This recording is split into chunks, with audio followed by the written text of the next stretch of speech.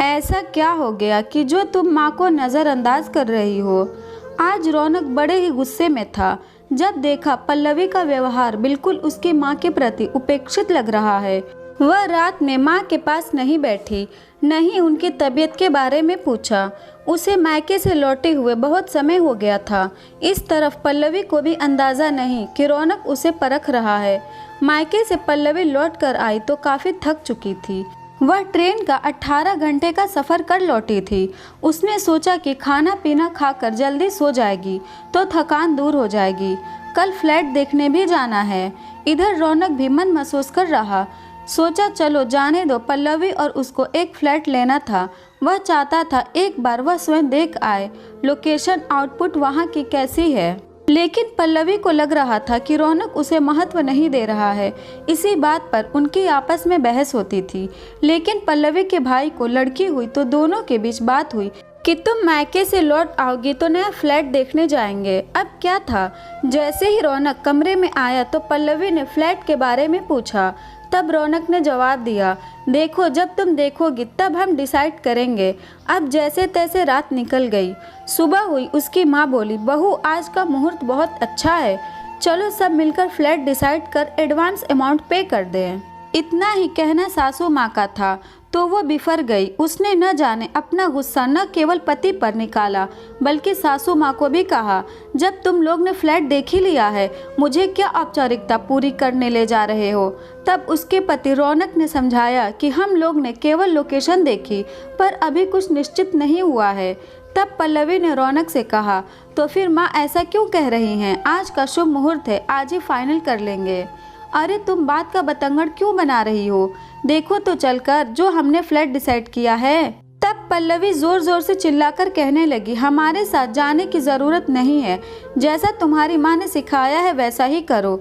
अब रौनक को भी गुस्सा आ गया। वह कहने लगा, क्यों इतनी देर से बकवास किए जा रही हो, तुम्हें फ्लैट भी चाहिए और देखने भी नहीं चलना है तो बाद में तुम मुझे दोष मत देना, ऐसा नहीं है या वैसा नहीं है। फिर सासू माँ ने कहा, बेटा थोड़ी देर से हम सब चलेंगे ताकि बहू का गुस्सा शांत हो जाए और उसे तुम समझा सको।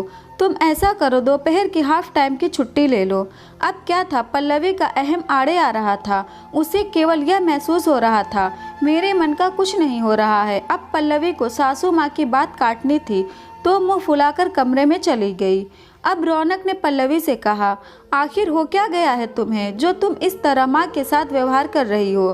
फिर रौनक ने भी कहा, तुम माँ के नज़रिए से सोच सकती हो, वो धार्मिक प्रवृत्ति की हैं, इसलिए उन्हें लगा कि आज का दिन अच्छा है और कुछ नहीं है। कुछ ऐसा नहीं कहा जो तुम्हें इतना बुरा लग रहा है। कल से ऐसा क्या हो गया जो तुम माँ को नज़रअंदाज कर रही हो। तब पल्लवी ने कहा, मैं कोई नज़रअंदाज नहीं कर रही हूँ, मैं कल थकी थी इसलिए कोई ज़्यादा बात नहीं कर पाई। धीरे धीरे बात बढ़ने लगी, आवाज़ भी तेज़ होने लगी। अब माँ को दोनों की आवाज़ बाहर हॉल में सुनाई देने लगी। तब वो भी उनके कमरे में आ गई। बहू तुम कुछ तो लहजे में बात करो, आखिर रौनक तुम्हारा पति है, तुम्हारी माँ ने कोई संस्कार नहीं दिए क्या। पति से जो चिल्लाकर बात कर रही हो, बाहर तक आवाज़ आ रही है। अब रौनक ने माँ से कहा, इसे कैसे शांत करूं। तब रौनक की माँ ने सोचा कि मेरी और रौनक की बातों का असर नहीं हो रहा, चलो इसके मायके वालों को फ़ोन करें। तब उसकी माँ को फ़ोन किया गया। तब उसके माँ बाप ने समझाया कि बेटा तुम किसी बात को जितना ज़्यादा तुल लोगी उतनी ही दुखी रहोगी। कम से कम सासू माँ और दामाद जी से बदतमीज़ी मत करो, मैंने तुम्हें सिखाया। हमने तो ऐसे संस्कार नहीं दिए कि तुम अपनी मनमानी करने लग जाओ, तुम में बड़ों का लिहाज ही न रह जाए। तुम्हारे पति ने तुम्हें ऐसा क्या कह दिया कि तुम उनसे तुनक कर बात कर रही हो। तब फिर पल्लवी ने कहा, माँ मेरी सासू माँ और रौनक ने सब तय कर लिया था, मुझे केवल औपचारिकता के लिए ही बुलाया है। फिर माँ ने समझाकर कहा, पल्लवी अगर ऐसा ही दामाद जी को करना होता तो उन्हें कोई तुम्हारी परमिशन या सलाह की ज़रूरत नहीं होती। वो चाहते थे तो तुम्हारे मौजूदगी में भी फ्लैट ले सकते थे। उन्होंने तुम्हारी इच्छा का मान रखा। ये शुक्र मनाओ तुम्हें वो और सासू माँ अपने साथ ले जा रहे हैं। उनकी माँ को भी अनुभव है, पर तुम्हारी पसंद जाननी चाहिए और कुछ नहीं। चुपचाप से अपनी गलती मानो और बात को मत बढ़ाओ।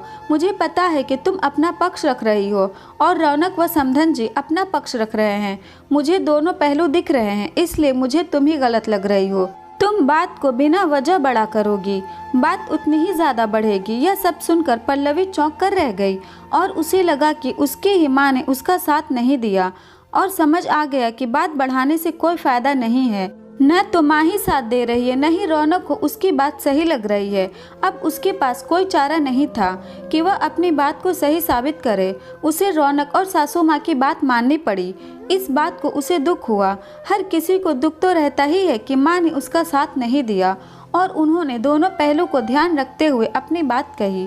दोनों की सहमति से अच्छा फ्लैट ले लिया गया। दोस्तों, एक ही सिक्के के दो पहलू होते हैं। दोनों को अपनी अपनी तरफ का दिखता है, पर तीसरे को दोनों ओर का दिखने के कारण गलती कहाँ हो रही है वो समझ आती है। इसलिए अपनी बात को ज़्यादा तूल नहीं देना चाहिए, नहीं छोटी सी बात को इतना बढ़ाना चाहिए कि वह स्वयं को दुख दे जाए और वो बड़ी बात न बन जाए। कभी कभी ऐसी परिस्थिति में अहम की वजह से रिश्ते भी टूट जाते हैं। हमें परिस्थिति को देखकर भी समझौते करना चाहिए ताकि बात न बढ़े, न ही दुख बढ़े। बड़ों का सम्मान देकर उनके नज़रिए से भी सोचने की कोशिश करनी चाहिए। अगर ये स्टोरी आपको अच्छी लगी तो इस वीडियो को लाइक करें और नए हैं तो इस चैनल को भी सब्सक्राइब करें।